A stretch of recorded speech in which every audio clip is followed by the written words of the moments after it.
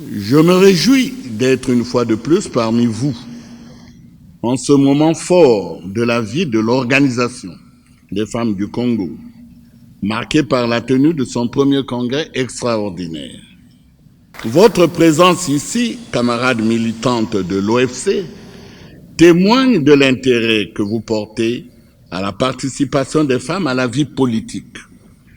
Je sais que vous auriez voulu être bien plus nombreuses à ce congrès s'il n'y avait pas la contrainte sanitaire liée à la pandémie de Covid-19.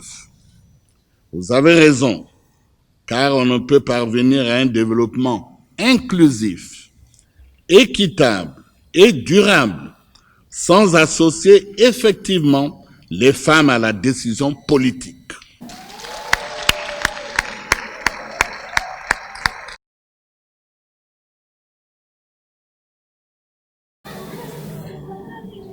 Merci beaucoup.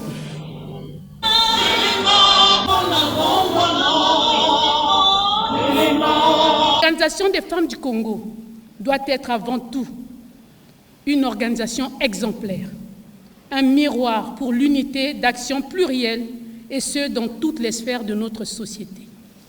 Camarade secrétaire général, ici est de dire que la femme et de rappeler que la femme est la composante de près de 52% de la population congolaise. Fédérer toutes les femmes en catégories sociales reste pour nous un objectif prioritaire. Les mobiliser, les former et les fidéliser constitue un maillon fort, un électorat sûr pour la victoire de notre champion. Les femmes étant l'essence même de la cohésion sociale, malgré quelques divergences, nous formons avant tout une famille politique, d'où je ne serai pas l'otage d'un groupe ou d'un clan de femmes, mais présidente de toutes les femmes de l'OFC. Il revient aux nouvelles élues de prendre la mesure de leurs responsabilités pour mériter la confiance ainsi placée en elles.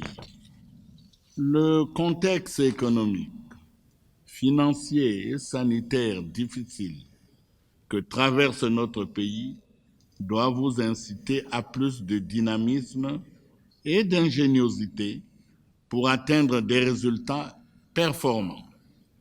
Le PCT attend de vous des actes, du réel, en vue de susciter une mobilisation populaire autour de notre glorieux parti et de son chef, le camarade Denis Sassou Nguesso. Libère. Seul La lutte libère. Gloire immortelle. Camarade Marie-Noël. Gloire immortelle. Camarade